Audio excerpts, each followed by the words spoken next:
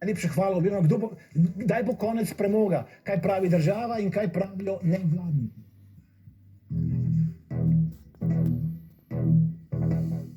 Prejšnji ponedeljek je Ministrstvo za infrastrukturo poslalo v javno obravnavo osnutek predloga nacionalne strategije, ki predvideva končanje uporabe premoga najkasneje do leta 2034 in prestrukturiranje premogovnih regij.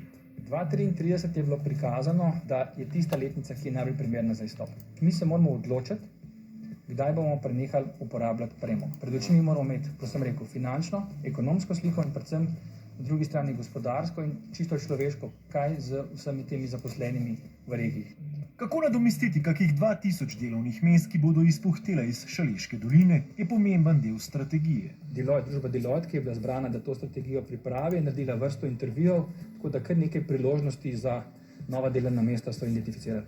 Te razpise, ki se bodo lahko prijavili tudi večje družbe, kot je na primer Gorenje, ki ima potencial. Potem mislim, da je bilo identificirano družba Skaza, ki veste, se ukvarja s plastiko, zelo propulzivno slovensko podjetje, če govorimo samo za Šaleško regijo.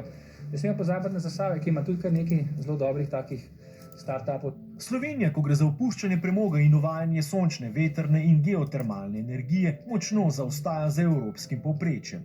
Obenem je njen trenutni načrt prestrukturiranja premalo ambiciozen, menijo okoljevarstveniki. Leta 2030 bo poraba premoga še naprej med največjimi v Evropski uniji, za Poljsko, Češko in Bolgarijo.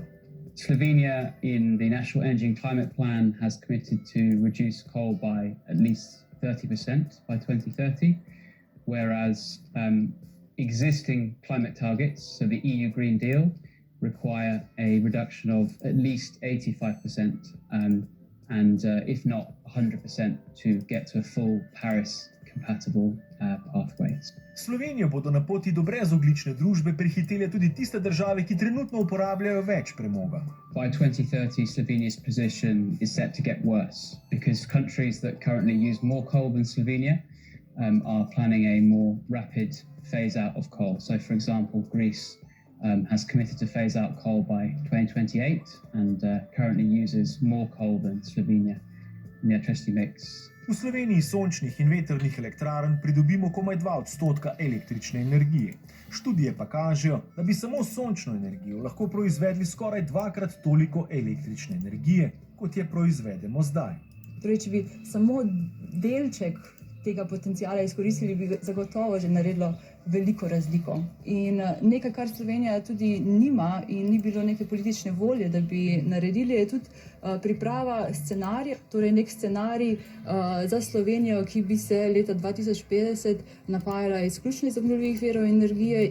Toda v delih politike, kot da draga koruptivna izkušnja pri TEŠ6 ni bila dovolj, še kako živi ideja o gradnji dragega drugega bloka jedrske elektrarne Krško.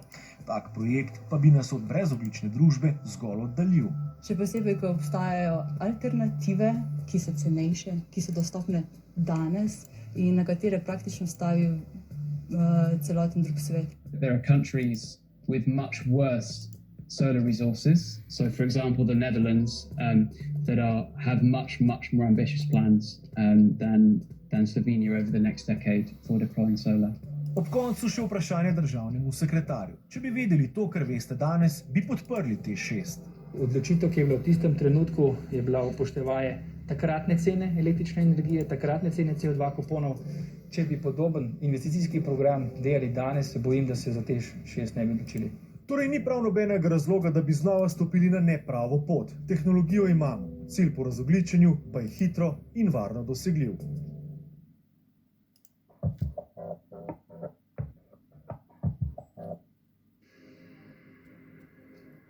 Dober večer. Včasih je veljalo, kjer nič